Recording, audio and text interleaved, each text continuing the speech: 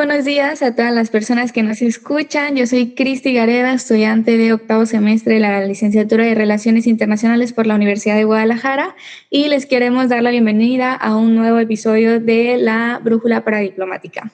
Este podcast les va a ayudar, les va a guiar por las buenas prácticas para la proyección internacional que tienen los gobiernos, desde los actores locales hasta la participación ciudadana de estudiantes, de académicos, académicas, activistas y demás. Y vamos a buscar formar a especialistas que podemos incidir dentro del desarrollo de las comunidades. Entonces, les dejo con mi colega Joana para que también se presente. Muchas gracias, Cris, amiga. Sí, exactamente. Estoy muy emocionada de estar aquí igualmente. Mi nombre es Joana Maldonado. También soy alumna de octavo semestre en la licenciatura de Relaciones Internacionales por la Universidad de Guadalajara. Y pues sí, efectivamente, esta es una iniciativa del Cuerpo Académico de Relaciones Internacionales del Departamento de Relaciones Internacionales de la Universidad de Guadalajara. Y pues este podcast está dirigido a todas las interesadas y los interesados, así como estudiantes que estén interesados por la paradiplomacia, la internacionalización. Y pues bueno, bienvenidos y bienvenidas a todos los que nos escuchan. Muchas gracias, Joa. También les queremos informar que esta nueva temporada se va a dividir en dos perspectivas complementarias. Una tiene un enfoque más conceptual, mientras que la otra tiene un enfoque más práctico. Este capítulo es la continuación del tema que estamos viendo sobre la internacionalización del feminismo y el feminismo en escenas internacionales. Entonces, les recomendamos escuchar el episodio anterior en donde hablamos también de la introducción y de cómo estos feminismos y sus prácticas específicas llegan desde lo local hasta lo internacional. Y bueno, para dar una introducción a lo que va a ser el capítulo de hoy, me gustaría mencionar una de las características más importantes que mencionamos también en el episodio pasado sobre el feminismo, es que han tenido muchísima incidencia y han tenido como gran repercusión en los espacios públicos, justamente por el hecho de que han participado personas que han sido relegadas históricamente. Y pues bueno, ahora de los espacios que vamos a estar abarcando es pues el espacio creativo, el espacio público y que tiene que ver con el medio artístico. Y pues en esa instancia vamos a estar mencionando un término muy importante que es el artivismo.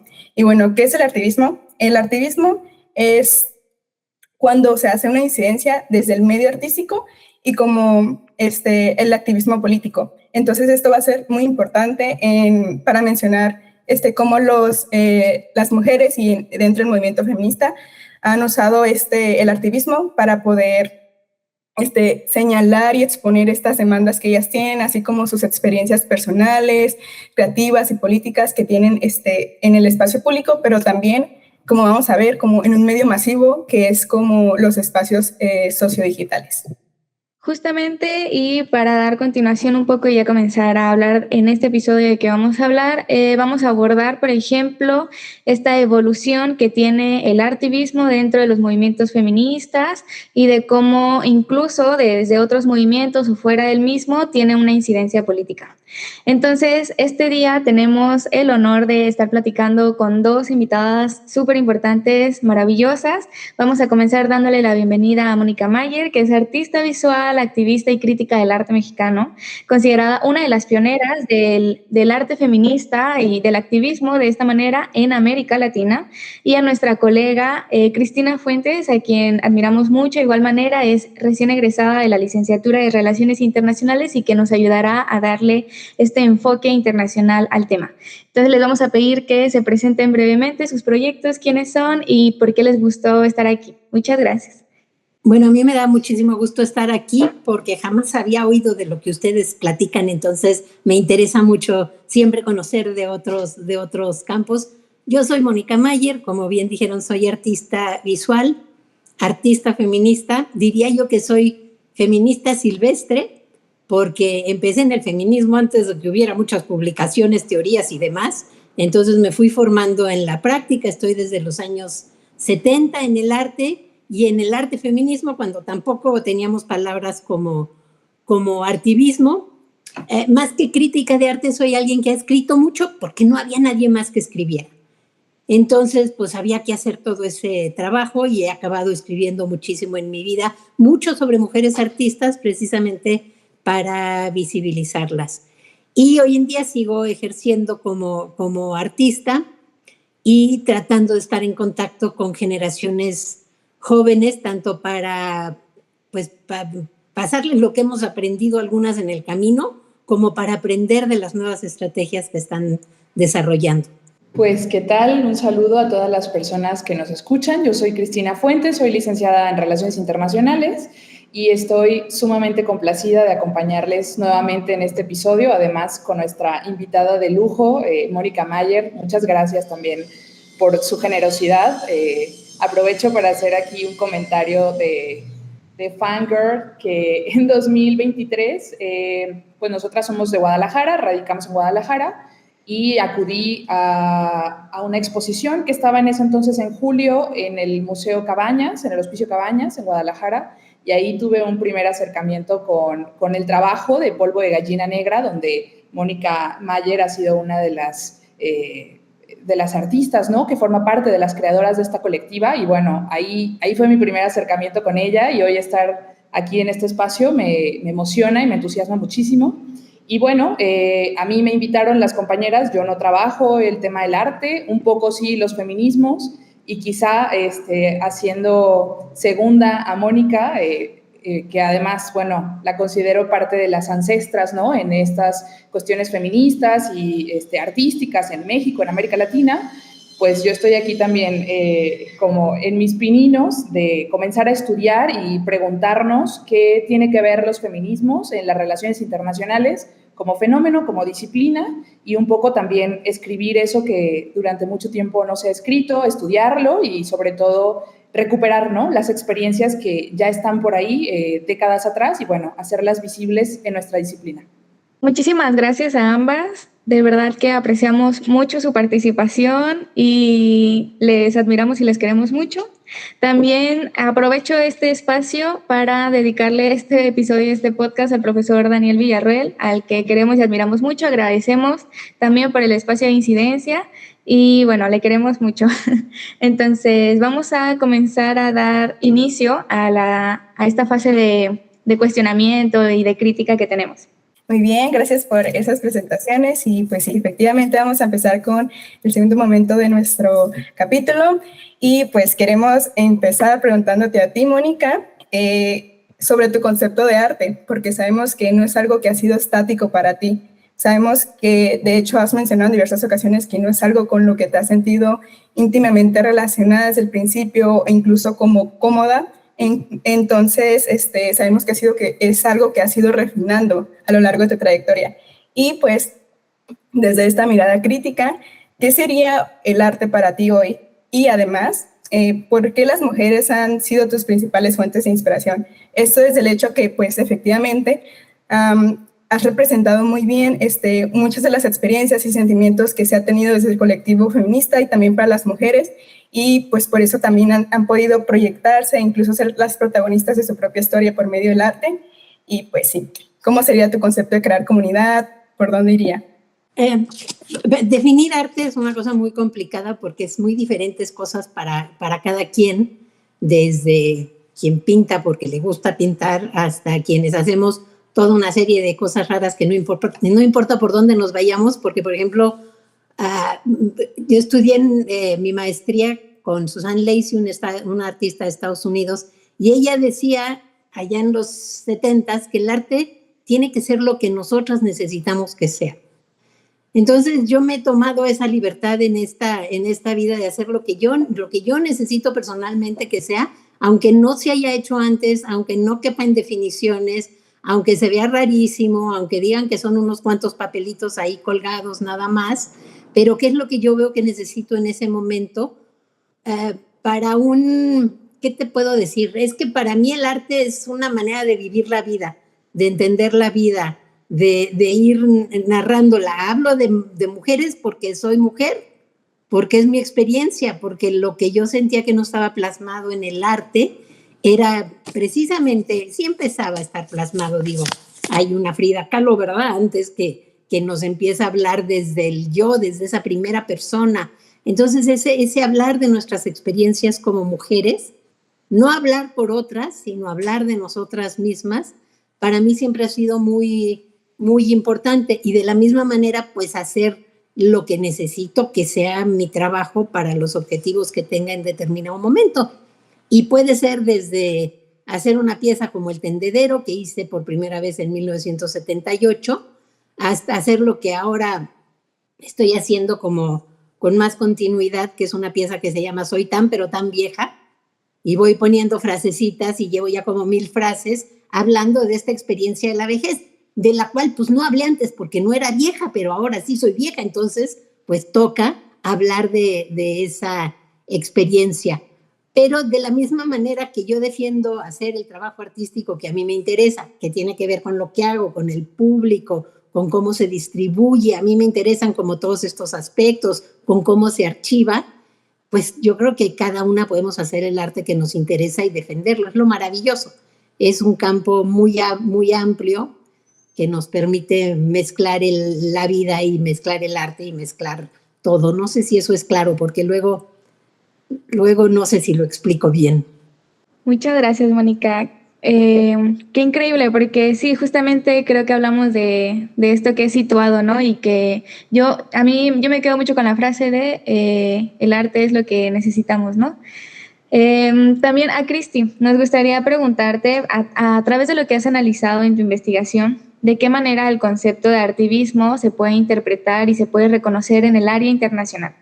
Por ejemplo, nos mencionas en tu tesis sobre un violador en tu camino, sobre la tesis de un violador en tu camino de Chile, ¿no? Por ejemplo, esa forma de arte también que se vuelve activismo. A ver, platícanos.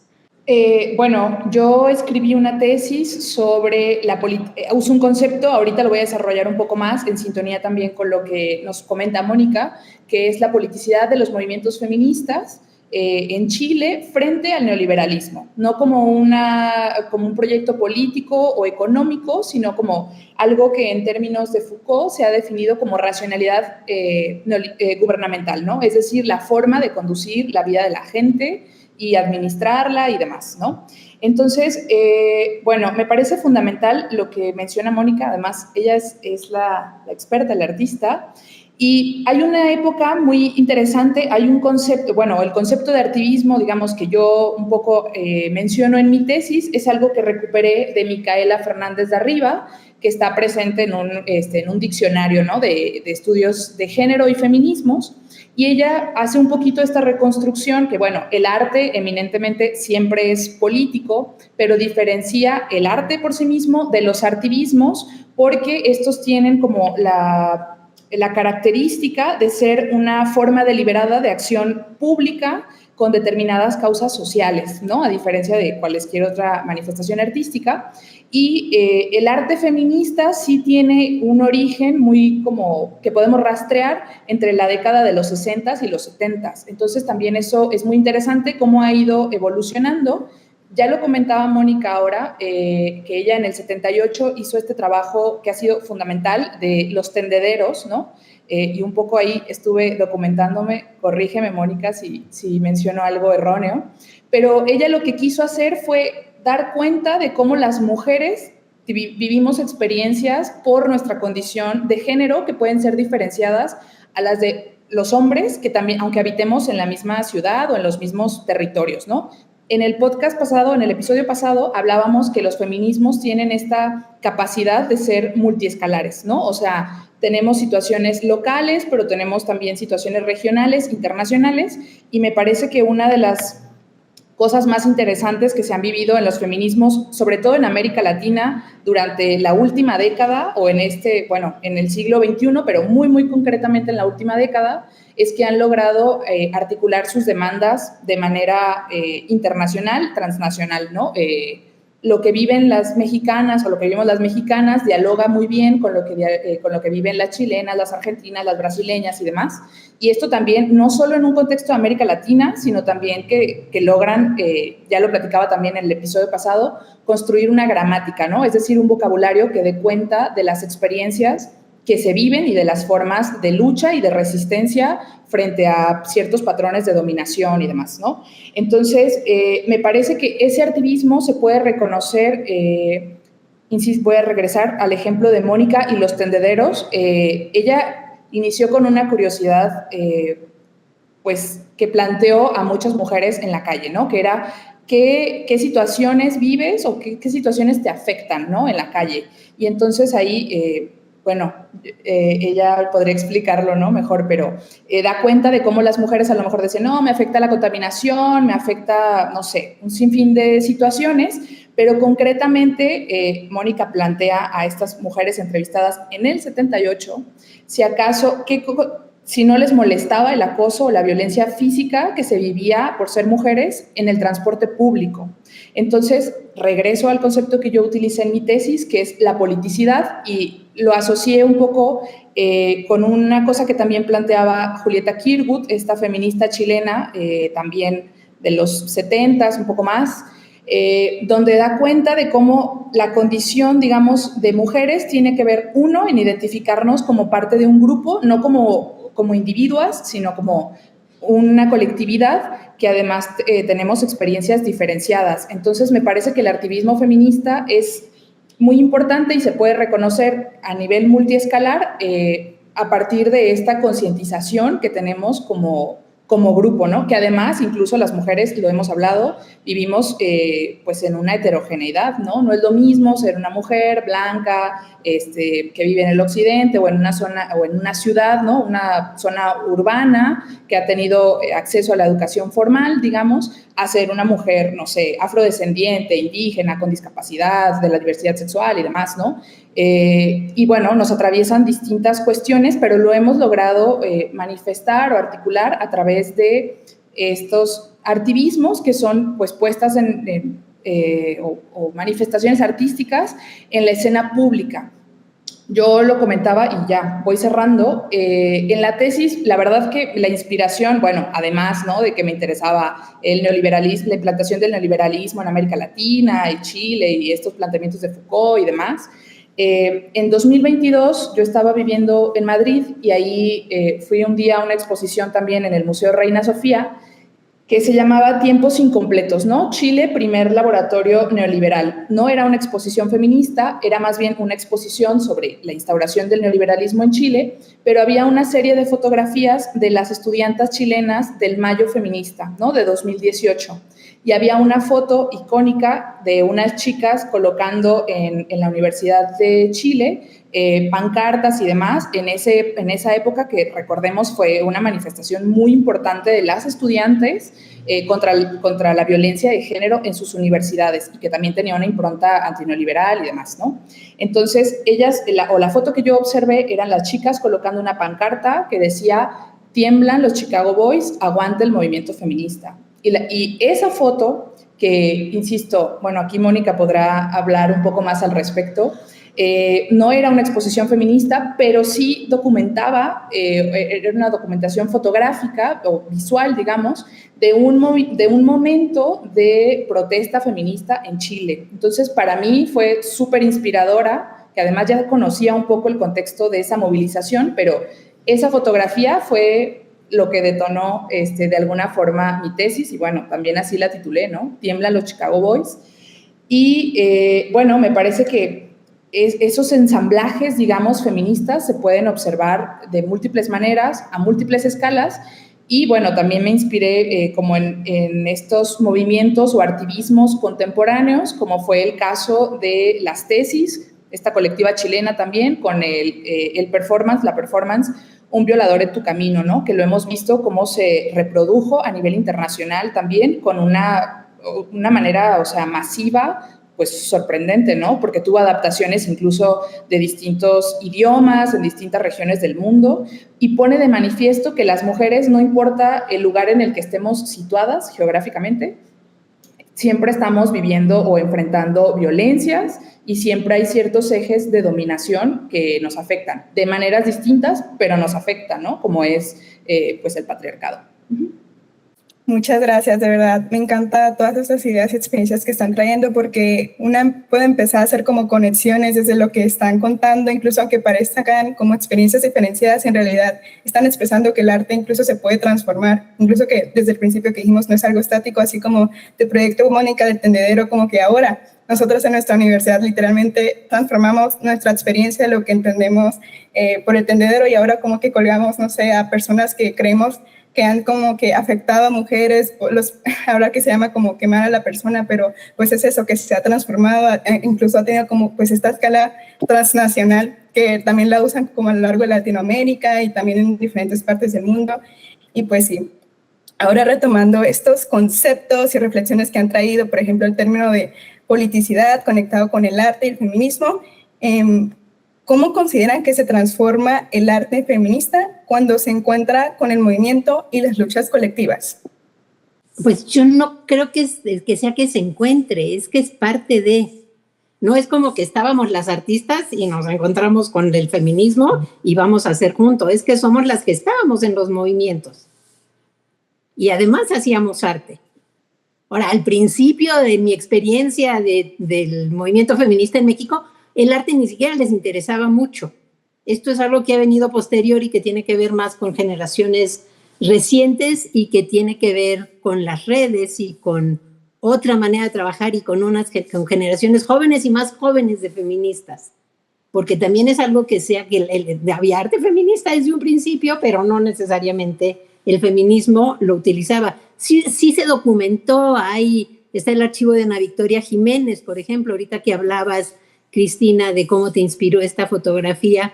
El archivo de Ana Victoria documenta todo el movimiento feminista, años 60, 70, parte de los 80, y ves las primeras manifestaciones que habíamos como 30 mujeres, o cómo se usaban los carteles de Herminia Dosal, de una mujer atrás de unas rejas, como pancarta en las manifestaciones. Hay relaciones con el arte y el feminismo, aunque no lo llamábamos feminista, ¿no? Pero se juntan y se plantean otras cosas de lo que es el arte. Eso es lo que a mí me interesa. A partir del feminismo se plantea otra manera de cuestionar la realidad, de cuestionar el arte mismo, de que siempre se había creído que los hombres eran los genios y las mujeres, pues quién sabe que ahí estábamos limpiando los pinceles, ¿no? Entonces se cuestiona desde quién es el sujeto que puede hacer arte o la sujeta y que la hace. Se cuestiona quién es el público, se cuestiona cómo se llega con estos públicos, en fin, hay toda una serie de cuestionamientos a partir de los feminismos, de lo que es el arte, y pues se va utilizando. Sí, en las manifestaciones se usa mucho performance feminista espontáneo, no necesariamente del arte, sino el arte como una herramienta que sirve para cambiar la cultura. Eso a mí se me hace muy importante. Hay precisamente un cartel de Ana Victoria Jiménez, de una de las primeras manifestaciones feministas, cuyo objetivo era cambiar el mito de la madre. Y siempre me daba mucha risa ese cartel, porque dices, pues ¿cómo que el mito de la madre? ¿A qué secretaría vas para exigir cambiar el mito de la madre? ¿A dónde vas y planteas? Estamos hablando de cultura. Entonces, para mí, desde el arte feminista, desde el feminismo en general, lo que se está tratando de cambiar es la cultura. Porque si no cambias la cultura y no cambiamos desde el fondo, pues puedes cambiar las leyes y no pasa gran cosa, seguimos enfrentando los problemas. Entonces, para cambiar la cultura, el arte es una herramienta muy útil. Entonces, a mí eso se me hace fundamental, y creo que estas generaciones jóvenes sí lo están entendiendo. Y de ahí las tesis, de ahí un artista como Elina Chauvet con los zapatos rojos, que son estas acciones como el tendedero, que se reproducen en muchos países, en muchos idiomas y en muchas circunstancias diferentes. Entonces eso se me hace interesante, que el arte pues funcione para cambiar la cultura, y que los feminismos más jóvenes lo hayan retomado para esto, ¿no? Voy a hacer algunas reflexiones con esto que comenta Mónica. El episodio pasado nosotras dialogábamos un poco que los feminismos tienen un carácter transnacional, ¿no? O sea, ya es una característica de los movimientos, ¿no? O del movimiento feminista como tal. Y ahora me parece también importante señalar que los movimientos feministas pues tienen un carácter también, o una dimensión artística muy importante que los puede diferenciar de otros movimientos, ¿no? Políticos y sociales. Y bueno, aquí Mónica lo expresaba muy bien. Retomo nuevamente el ejemplo que ella hace de su trabajo con los tendederos, porque aunque ella lo inició en el 78, a partir de más o menos de 2016, 18, que en México y en otros países de América Latina comienza a haber esta irrupción, sobre todo en los espacios universitarios de los movimientos feministas, esos tendederos, digamos, o la idea de los tendederos fue como reconfigurada para que fueran tendederos de denuncia, ¿no? A agresores y a violentadores, que no fue así como los había iniciado Mónica, pero bueno, se transformaron, ¿no? De esa manera, y me parece que ha sido una herramienta muy interesante. Platicábamos también que el movimiento feminista o los movimientos feministas, por su característica de ser un movimiento contrahegemónico y emancipatorio, son capaces o se han nutrido, digamos, de una creatividad importante, ¿no? También ya lo dice Mónica ahora, como las performances que a lo mejor han sido utilizadas en las marchas y manifestaciones y quizá de una manera espontánea. Me parece interesante también el papel que juega la cultura para la transformación social. O sea, yo lo platicaba con ustedes en otro momento, cómo para distintas autoras, digamos, el arte ha sido crucial para, digamos, como comunicar ciertas demandas y luchas, uno, de una forma democrática y de una forma, pues, hasta lúdica, me atrevo a decir, y masiva, porque a lo mejor si nosotras hacemos distintas manifestaciones artísticas, vamos a llegar a más audiencia y vamos a tocar más sensibilidades y a fin de cuentas habrá una mayor transformación cultural de lo que muchas veces puede hacerse como en planos institucionales o legislativos, que también ya lo platicábamos anteriormente. Ha sido también importante esta institucionalización que han logrado ciertos movimientos feministas. Pensemos muy concretamente en el caso de México y de otros países que han adoptado, por ejemplo, políticas exteriores feministas. Esto ha sido importante, pero no ha llegado a lo mejor de la misma, o lo comentábamos también, ¿no? Hay ciertos instrumentos internacionales en materia de género, como fue la Convención Belén do Pará o la CEDAW, ¿no? Que es este marco a nivel Naciones Unidas para erradicar la violencia contra las mujeres, que han sido esfuerzos muy interesantes, muy importantes, que sí vienen o tienen una genealogía de los movimientos o de la calle, ¿no? De los movimientos sociales, pero esto no todo el mundo lo conoce, no llega o no permea a todas las esferas que nos gustaría, como el arte sí puede hacer, ¿no? Y que puede abonar a esa construcción cultural. Entonces, me parece muy, muy importante. La semana pasada yo escuchaba en una clase a la doctora Xiomara Guerrero y justamente hacía esta reflexión, ¿no? Cómo el arte es capaz de movilizar más sensibilidades que a lo mejor lo que pueda ser un instrumento jurídico o no sé, una investigación académica y demás. Me parece que son herramientas importantes y lo vemos contemporáneamente. Muchas gracias a ambas. Yo la verdad siempre he pensado que el arte es una forma en la que se puede retratar lo que vivimos, las vivencias que tenemos. Muchas veces es una forma de manifestar cómo nos sentimos y obviamente eso también es político, ¿no? Yo me pongo a pensar, por ejemplo, en los corridos que había en la Revolución Mexicana, pues retratan la realidad que estábamos viviendo, ¿no? Pero no me había puesto a pensar que también el arte es una herramienta de transformación social, como ambas mencionan, ¿no? Y que no nada más es comunicar cómo me siento, sino cómo me quiero sentir y de qué forma puedo llegar a sentirme así, ¿no? O sea, también es una forma de exigir a la sociedad que visibilización, ¿no? Que nos respeten y muchísimas cosas más. Creo que el arte es sumamente importante y creo que es lo que nos hace más humanos y humanas, es lo que nos hace sentir, lo que nos hace criticar esa forma y creo que también, como mencionas, Cristi, es muy importante no dejar de lado que el arte puede llegar a muchas personas, a diferencia, por ejemplo, de la academia, que muchas veces la información se queda en pocas personas, por así decirlo, ¿no? Igual que los instrumentos jurídicos, como incluso para entenderlos, para leerlos, se utilizan muchas palabras que muchas veces no se entienden. Sin embargo, el arte se entiende de una manera muy sencilla, ¿no? Muy fácil, porque incluso te das cuenta de que lo vives sin que alguien te lo explique. Tú te puedes identificar con alguna canción, con alguna pintura, con alguna obra en general y puedes decir, claro, esto es arte, ¿no?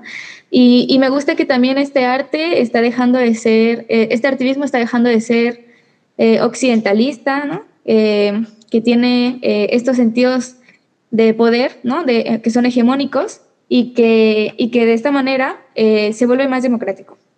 Entonces, bueno, retomando otra vez, entendemos, ¿no?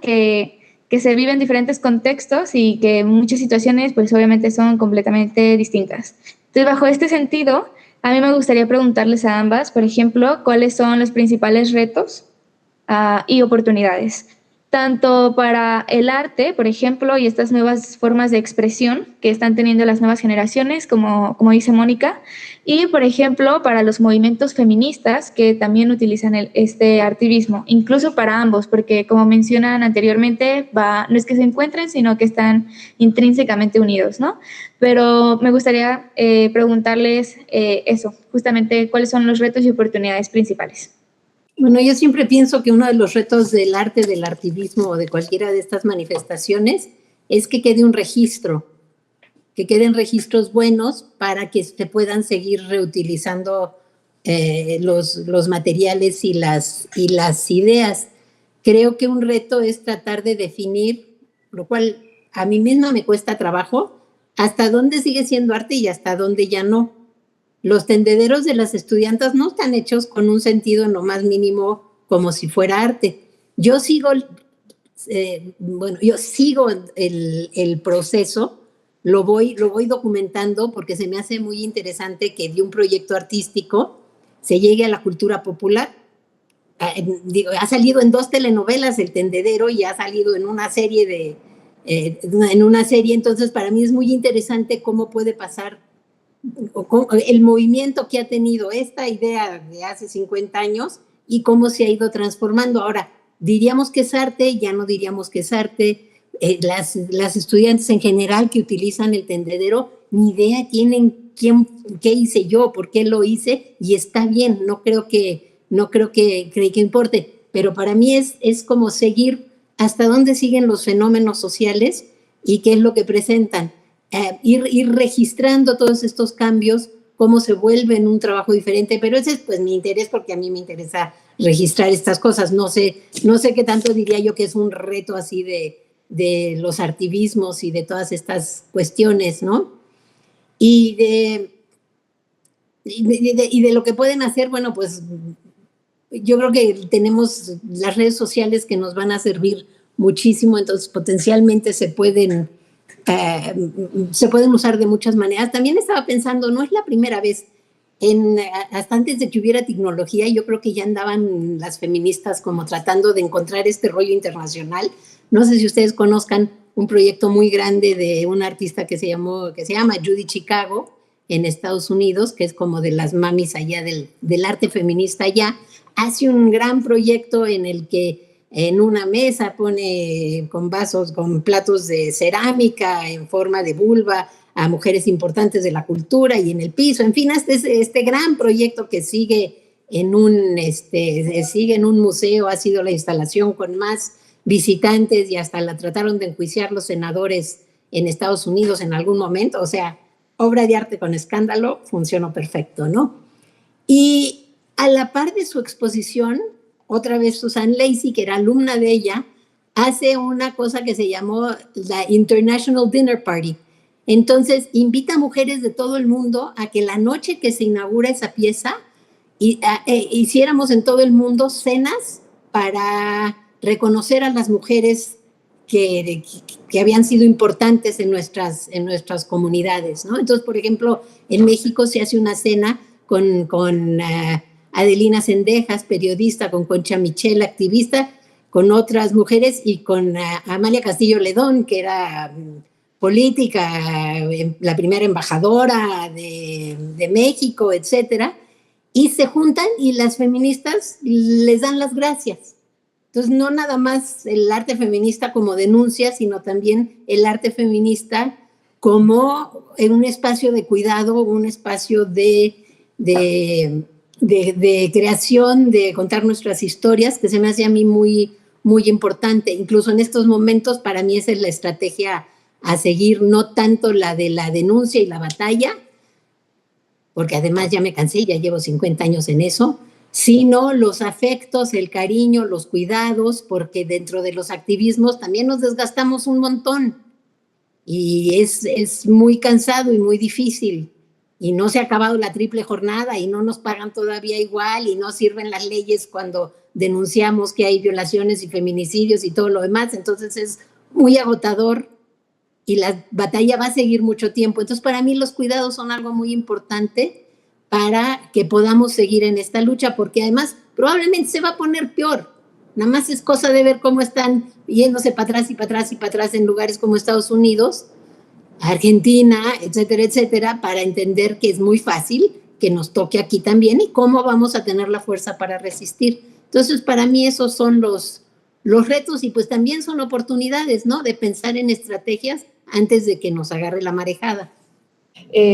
Sí, bueno, creo que me gusta muchísimo esto que comenta Mónica, ¿no? Que sí hay como estos espacios de combate, de lucha, pero también es necesario estos espacios de recogimiento, digámoslo así, de cuidado. Y a mí me gustaría que también se abrieran espacios más para este diálogo intergeneracional, ¿no? Porque a fin de cuentas habemos chicas jóvenes que estamos dando pues nuestra batalla en el feminismo quizá, pero necesitamos recuperar, y es parte también de esta memoria, ¿no? De los feminismos y del arte, recuperar lo que han hecho pues otras mujeres que nos han precedido y demás, porque es importante, ¿no? Tener una memoria en general de lo que ha transcurrido para no olvidar, para saber hacia dónde vamos, ¿no?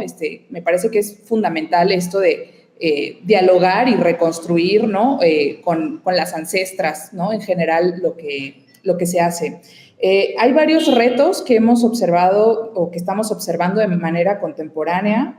Me gusta muchísimo, también quiero como comentar esto, el que dice Mónica, de que a lo mejor algo que inició como un movimiento o como una performance o estrictamente como arte, como fue lo del tendedero, fue evolucionando y lo que hacen ahora las estudiantas o en general las feministas que montan tendederos de denuncia puede no ser arte, pero viene de ahí, ¿no? Entonces, y no todas sabemos de dónde salió y demás, o cuál es el origen, pero me parece importante como que me parece que sí da cuenta, ¿no? De una transformación cultural o cómo estas herramientas no solamente se quedan en estas esferas artísticas, sino que pueden aterrizarse a la calle, y eso es lo que a mí me parece que es muy democrático, porque puede ser gente de cualquier origen, con cualquier formación o no, y es capaz de participar, ¿no? En estas denuncias o en estos movimientos o herramientas que utilizan los feminismos. Y también hay una cosa muy importante que vemos ahora con la escena sociodigital. O sea, yo creo que del 2016 en adelante ha sido muy importante la divulgación, digamos, de ciertos contenidos en redes sociales. Pensemos, por ejemplo, en la lucha por la despenalización del aborto. Ha habido tantas imágenes, carteles o cosas muy creativas que se han difundido transnacionalmente, ¿no? Ahí, bueno, yo también dejo ese asterisco, como decía Mónica, hasta dónde es arte y hasta dónde no, pero sí han sido herramientas que sirven a los feminismos para comunicar demandas y para construir solidaridades, redes y demás. Y me parece que otro reto muy importante que tenemos ahora es este ascenso de las nuevas ultraderechas o de los neoconservadurismos, ¿no? Donde hay un ataque férreo a los movimientos sociales, a los cuerpos de las mujeres, a los feminismos, a las disidencias sexuales. Y bueno, también hay ahí una disputa, ¿no? Con el arte para la construcción de significados, me parece a mí, ¿no? Y lo vemos, voy a hablar dos ejemplos que pueden, o sea, no precisamente son arte, pero si lo pensamos, pueden servirnos para esta discusión. Uno es las arpilleras chilenas, que son mujeres que en la dictadura, en los 70s más o menos, que había estos periodos de tanta censura y de tanta violencia, construían estos tejidos, son bordados, ¿no? Son textiles que usaban para denunciar la violencia o para exigir, digamos, el regreso e información sobre sus desaparecidos, ¿no? Y esto ha ido evolucionando, las arpilleras siguen existiendo, pero ahora utilizan este método artístico para distintos fines. A mí me tocó ver algunas arpillas que construyeron, por ejemplo, para la defensa del medio ambiente, para denunciar la protección de ciertos ríos o de ciertos espacios, y también ha habido algunas arpillas que se utilizan para ciertas demandas feministas. Entonces, bueno, rastrear y reconocer que en los momentos más críticos de censura y de violencia, el arte sigue siendo una herramienta para denunciar, ¿no? Y para, de alguna forma, pues lo voy a decir así, me parece como construir esperanza, ¿no? Y eso estamos viviendo ahorita, ¿no? Ya lo decíamos en esta Argentina de Milei, con Bukele en El Salvador, con Donald Trump en Estados Unidos, que también tiene ahí un uso malicioso de la historia, del arte, que intentan censurar ciertas cosas y construir nuevas narrativas que les beneficien. Bueno, pues el arte sigue siendo este espacio de denuncia, de construcción de sensibilidades y sobre todo también de construcción de memoria. Entonces, por eso a mí me resulta muy interesante lo que dice Mónica de construir los archivos, porque si nos quedamos sin esos archivos, es como si viviéramos constantemente en ser pioneras de algo cuando no es así, ¿no? O sea, entonces, bueno, me parece que son retos grandes, pero también hay mucha oportunidad en medio de este desazón y de esta violencia que se vive globalmente con las guerras, con el genocidio, pues hay oportunidad, ¿no?, para seguir defendiendo pues nuestros derechos y poner de manifiesto que en estos tiempos tan cruciales y de tantos embates, el cuerpo de las mujeres siempre es un espacio de disputa, ¿no? Lo hemos visto en Estados Unidos y en otros gobiernos de ultraderecha alrededor del mundo, cómo están resurgiendo estos debates acerca de que hay que regresar, ¿no?, a un mítico orden social, donde ya quieren anular derechos de las mujeres. O sea, lo hemos visto también en la cuestión, por ejemplo, de la autonomía corporal, ¿no?, y concretamente en el acceso al aborto. Lo hemos visto cómo ya quieren incluso, o hay discusiones acerca de limitar, por ejemplo, a las mujeres a votar, a pensar, no sé, a cierta participación en espacios políticos. Entonces, eso está en constante disputa y sobre todo en estos tiempos, ¿no?, de tanta regresión de derechos y demás. Entonces, creo que hay oportunidad para seguirnos articulando de alguna forma y construyendo de manera horizontal, pues, espacios, ¿no?, para salir adelante de estas crisis.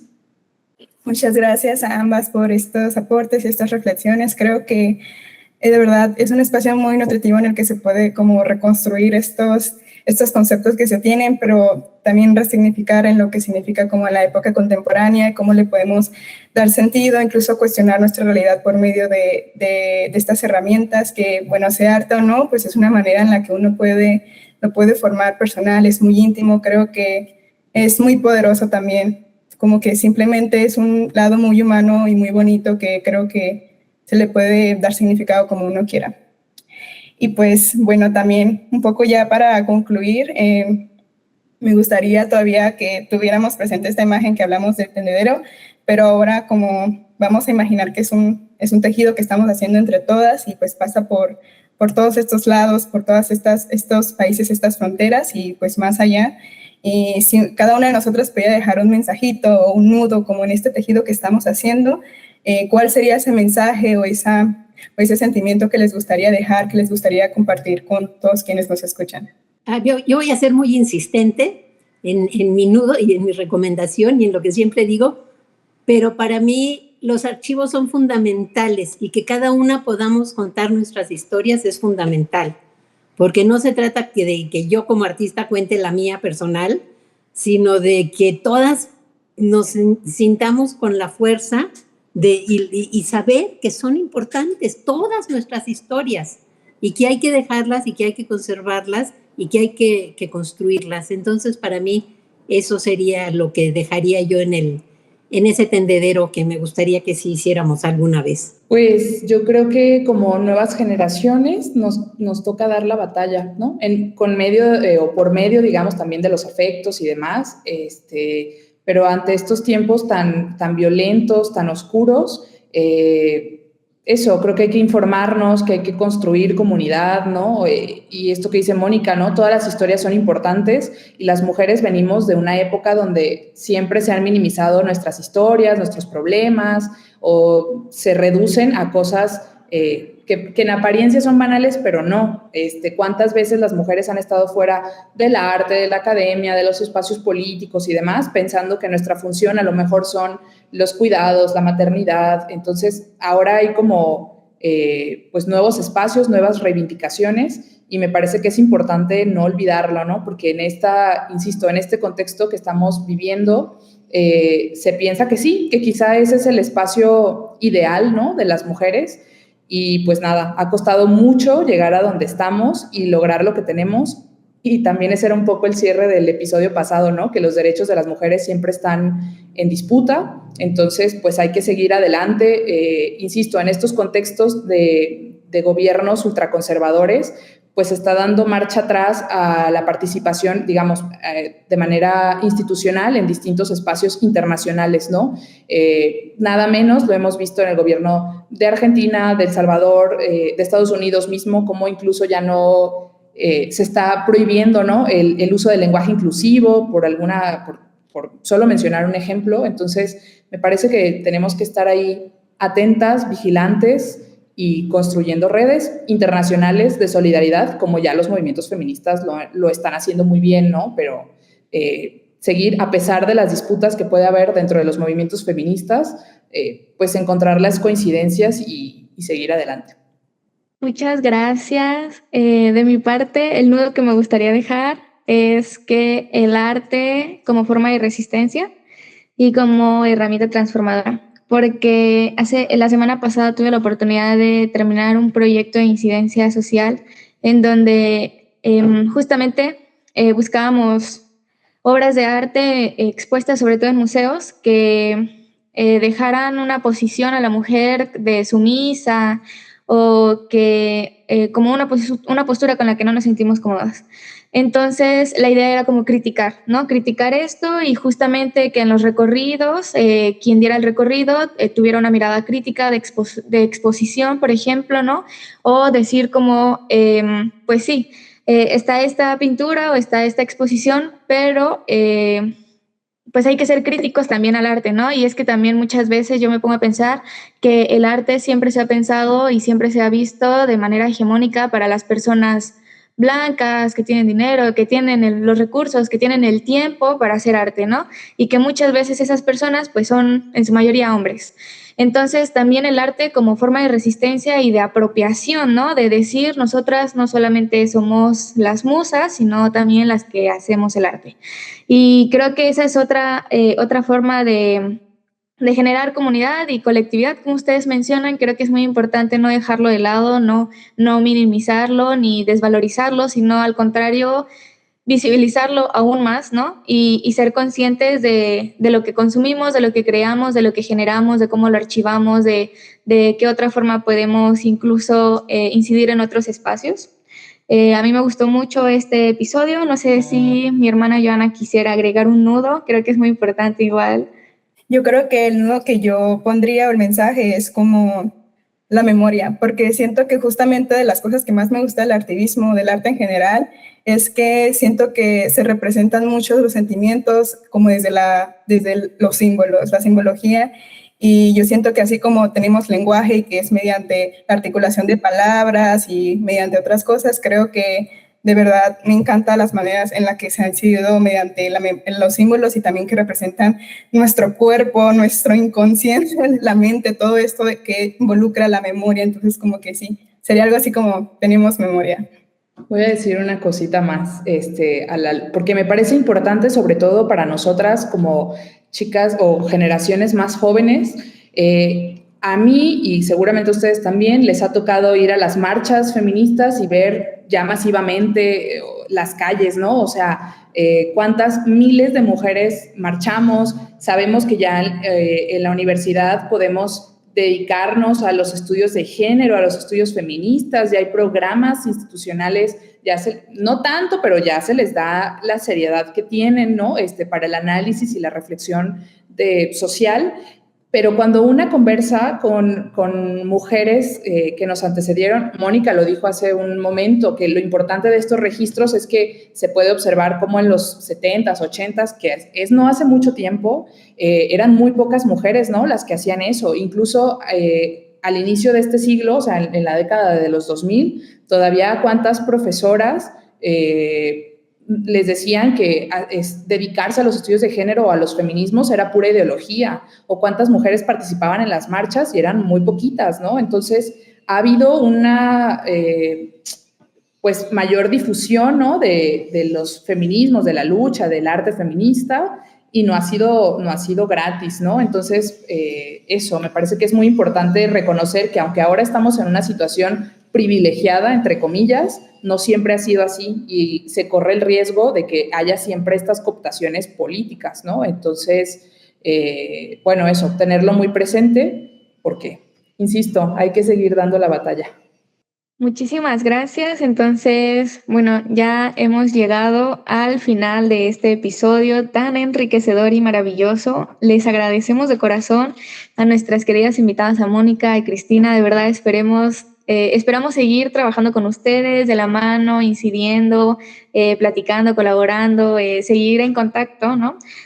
Porque toda su visión y toda su experiencia nos ayuda muchísimo a ampliar nuestro conocimiento, a ampliar lo que buscamos, cómo lo queremos y a buscar nuevas oportunidades, ¿no? De incidencia, de arte justamente, ¿no? En diferentes movimientos. Y bueno, también no dejar de lado que esto, si bien ha sido en diferentes contextos locales, ha trascendido a lo internacional.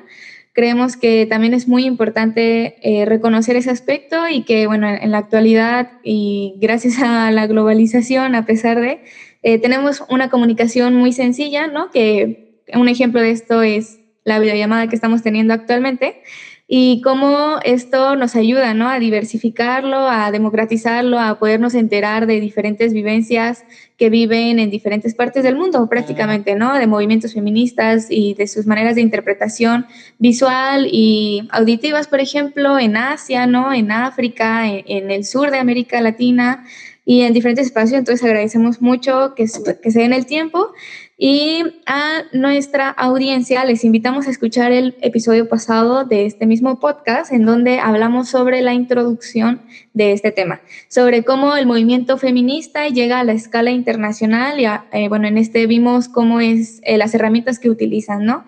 Entonces, bueno, les recordamos estar atentos, atentas a los próximos episodios de La Brújula para la Diplomática y los dejo con mi hermana Joana. Muchas gracias, hermana, así es, de verdad. Estoy muy agradecida, me siento muy unida y reconocida, vista también entre todas mis compañeras aquí presentes. Y muchas gracias por de verdad compartirse, darse el tiempo de participar con nosotras y pues realmente dejar este mensaje para todos los quienes nos escuchan también, que asimismo les recordamos seguirnos en nuestro canal de Puntos Cardinales en Spotify y en la página web puntoscardinales.com.mx. Y pues sí, nos estamos viendo y pues deseo muchísima inspiración en los próximos, nuestros próximos pasos también. Nos estamos escuchando. Gracias. Hasta la próxima.